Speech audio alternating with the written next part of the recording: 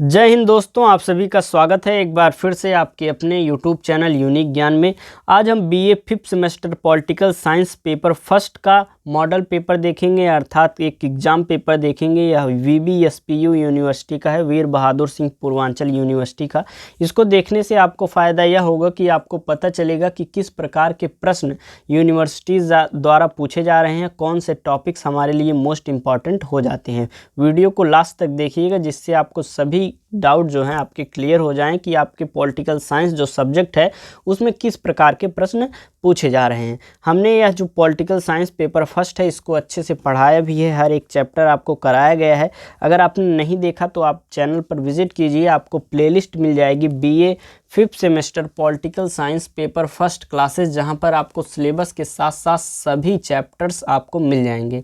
अगर आप चैनल पर नए हैं तो चैनल को सब्सक्राइब कर लीजिए, क्योंकि जो बचा हुआ सिलेबस है वह भी कंप्लीट कराया जाएगा और सभी अन्य जो सब्जेक्ट हैं सभी सिलेबस यहाँ पर कंप्लीट कराए जा रहे हैं। तो चलिए वीडियो को हम स्टार्ट करते हैं।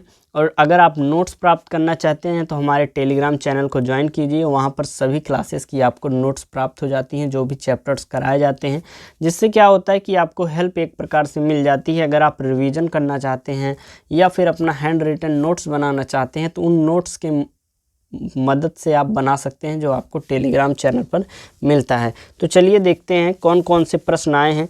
हर एक यूनिवर्सिटी का अलग अलग सिस्टम है कि लघुत्तरी में कितने प्रश्न पूछे जाएंगे। तो देखिए, ये 50 वर्ड में लिखना होगा ये, और 10 प्रश्न होंगे, 3-3 अंक के होंगे। तो पहला प्रश्न इसमें क्या है, तुलनात्मक राजनीति क्या होता है। इसको हमने बहुत ही अच्छे तरीके से आपको बताया हुआ था। तुलनात्मक राजनीति आखिर कहते किसे हैं। तुलनात्मक राजनीति जैसे किसी देश के संविधान को या अपने देश के संविधान को, दोनों को तुलना करके पढ़ें तो उससे हमें क्या सीख मिलती है, क्या विकास के स्रोत होते हैं, या फिर हम अपने स्वयं के प्राचीन घटनाओं से, मतलब पास्ट के घटनाओं से कंपैरिजन करके उसके स्टडी करके अच्छे से पढ़ाई करें तो उसमें क्या डिफरेंसेस हैं, क्या अच्छी बातें हैं, उसको हम अनुसरण करके आगे हम उसका प्रयोग कर सकते हैं। यह सभी चीज़ें हमें तुलनात्मक राजनीति में देखने को मिलती है। अगला प्रश्न है, उदारवादी लोकतंत्र से आप क्या समझते हैं। लोकतंत्र तो आप लोग जानते होंगे कि लोकतंत्र क्या होता है। अब्राहम लिंकन जी के अनुसार लोकतंत्र वह होता है जो जनता के लिए हो, जनता का हो और जनता से हो। To the people, for the people and from the people is called democracy. तो वह लोकतंत्र होता है जिसमें एक प्रकार से जनता का शासन होता है, उसमें जनता का एक प्रतिनिधि चुना जाता है और वह शासन करता है। लेकिन जो उदारवादी लोकतंत्र होता है उसमें जनता ही शासन करती है, वही प्रस्तावों को पारित करती है, वह चाहे तो कोई भी नया प्रस्ताव बनाकर प्रस्तुत भी कर सकती है। तो जो सरकार होगी उसमें लगभग कार्य जो होंगे वह जनता के होंगे। कुछ ऐसे कार्य होंगे सरकार के जो जनता नहीं कर सकती है, जैसे कि बाहरी हमलों से सुरक्षा, मतलब आक्रमणकारियों से, ये सभी कार्य जो है सरकार के होंगे, लेकिन जनता का ही शासन होगा। तो आगे हम देखेंगे। अगला हमारा प्रश्न है, समाजवादी क्या होता है। समाजवादी राज्य का अर्थ बताइए। हमने आपको बहुत ही अच्छे तरीके से बताया था कि समाजवादी राज्य में उसकी मुख्य उद्देश्य क्या होता है कि लोगों का कल्याण करना, जनता का कल्याण करना। वे उपनिवेशीकरण को समझाइए। उपनिवेशवाद जब खत्म हो जाता है, राष्ट्र निर्माण जब स्टार्ट होता है तो उसी को वे उपनिवेशीकरण कहते हैं। ब्रिटिश संविधान की 2 विशेषताएं लिखिए। सभी बातें आपको बहुत ही अच्छे तरीके से बताई गई हैं। जो ब्रिटिश का संविधान है वह ऐसा एक संविधान है जो कि अलिखित है, मतलब वह लिखा नहीं गया है, वह निर्मित नहीं है, मतलब किसी सभा द्वारा बनाया नहीं गया है, वह विकसित एक प्रकार से संविधान है। ब्रिटिश का जो संविधान है वह धीरे धीरे अन्य दशकों में धीरे धीरे वह विकास किया है, ना कि किसी सभा द्वारा या किसी समिति द्वारा उसका निर्माण किया गया है। आगे हम देखेंगे। अगला प्रश्न हमारा है, यूएसए के संघ की विधायिका तथा विधायिका के सदनों का नाम लिखिए। बहुत ही अच्छे प्रश्न हैं। आपको प्रश्न बस यहाँ पर दिखाया जा रहा है, प्रश्न आप समझिए। बाकी आप अगर पढ़ना चाहते हैं तो हर एक चैप्टर कराया गया है, वह भी आप देख सकते हैं। आपका वहाँ से बहुत ही कम टाइम में प्रिपरेशन हो जाएगा, क्योंकि बीए के लिए ज़्यादा कोई पढ़ाई नहीं करता है, सब लोग जानते हैं।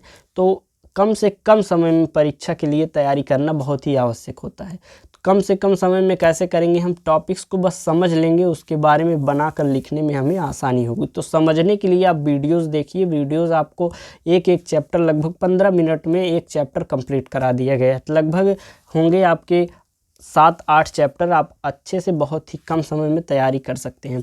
अगला प्रश्न है, चीन के साम्यवादी दल की स्थापना कब हुई? 1949 में हुई थी। बहुत ही अच्छा क्वेश्चन है। चीन का साम्यवादी दल की स्थापना कब हुई थी?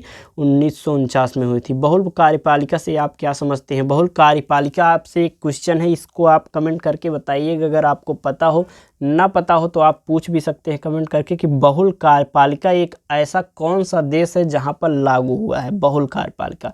बहुत ही यह अच्छा क्वेश्चन है। बहुल कार्यपालिका में क्या होता है कि एक दल होता है कार्यपालिका के रूप में। हम आपको बता दे रहे हैं, वह जो देश है, देश का नाम नहीं बताएंगे, लेकिन वहाँ पर जो कार्यपालिका है उसमें 7 सदस्य होते हैं और 7 सदस्यों का एक प्रकार से समान शक्तियां होती हैं और उसी में से एक अध्यक्ष चुना जाता है जो कि वहाँ का राष्ट्रपति कहलाता है। तो उस देश का नाम आपको बताना है अगर आपको पता हो। अगला प्रश्न है, एक देश दो व्यवस्था का अर्थ बताइए। एक देश और दो व्यवस्था कहाँ पर लागू है? जो कि चीन में। कैसे लागू है? चैप्टर्स में आपको पढ़ाया गया है। माओवाद पर टिप्पणी कीजिए। लास्ट प्रश्न था अति लघुत्तरी का। लघुत्तरी में आपको 3 प्रश्न करने हैं और तीनों 10-10 नंबर के होंगे। पहला प्रश्न जिसमें है, तुलनात्मक राजनीति की उपयोगिता की विवेचना कीजिए। उसके बाद प्रश्न है, क्या उदारवादी लोकतंत्र के लिए पूंजीवादी अर्थव्यवस्था आवश्यक है? अपना मत तर्क सहित दीजिए। ये बहुत ही अच्छे क्वेश्चन आपके, बहुत इजी प्रश्न आए हैं। समाजवाद का अर्थ एवं विशेषताएं, उसकी विशेषताएं क्या है, अच्छे से बताया गया है हर एक चैप्टर। अगला प्रश्न है, विकासशील देशों में राज्य की भूमिका का मूल्यांकन कीजिए। Evaluate the role of state in the developing countries. 6th question is, discuss the power and role of the British parliament. British संसद की शक्तियाँ एवं भूमिका की विवेचना कीजिए। ये भी अच्छा प्रश्न है। यूएसए के संविधान की विशेषता। Describe the features of the USA constitution. बस आप ध्यान से क्वेश्चंस को सुनते रहिए। अगला प्रश्न है, चीन के राजनीतिक व्यवस्था पर कन्फ्यूशियसवाद के प्रभाव की व्याख्या कीजिए। Explain the influence of the Confucius on the political system of China. मतलब कन्फ्यूशियज्म का किस प्रकार से उस पर प्रभाव पड़ा था। बहुत ही अच्छा ये प्रश्न है। अगला प्रश्न है, स्विट्जरलैंड के प्रशासनिक व्यवस्था की विशेषताओं का वर्णन कीजिए। Describe the characteristics of the administrative system of the Switzerland. Switzerland के प्रशासनिक व्यवस्था की विशेषताएं का वर्णन करना था। अगला प्रश्न लॉन्ग आंसर टाइप क्वेश्चन में है, दीर्घ उत्तरी प्रश्न में, जिसमें पहला प्रश्न है, तुलनात्मक राजनीति के प्रकृति एवं क्षेत्र की विस्तृत विवेचना कीजिए। Discuss the details the nature and the scope of the comparative politics. 11th question is, evaluate the importance and the role of the past of British prime minister. British प्रधानमंत्री पद के महत्व एवं भूमिका का मूल्यांकन कीजिए। बहुत ही अच्छे प्रश्न आए हैं, बस प्रश्नों को देख लीजिए, इससे आपको पता क्या चलेगा कौन से प्रश्न आपके लिए इम्पॉर्टेंट है और उन्हीं टॉपिक्स को आप तैयार कीजिए। आपके लिए आप कमेंट करेंगे तो एक ऐसा रिवीजन क्लास लाया जाएगा जिसमें जो मोस्ट इम्पॉर्टेंट क्लासेस होंगी, मोस्ट इम्पॉर्टेंट जो टॉपिक्स होंगे उनको आपको एक्सप्लेन कर दिया जाएगा और उसी में से आपको प्रश्न सीधे सीधे देखने को मिलेंगे। यूएसए की न्यायपालिका की शक्तियों एवं कार्यों की विवेचना कीजिए। Discuss the power and the function of the judiciary of USA.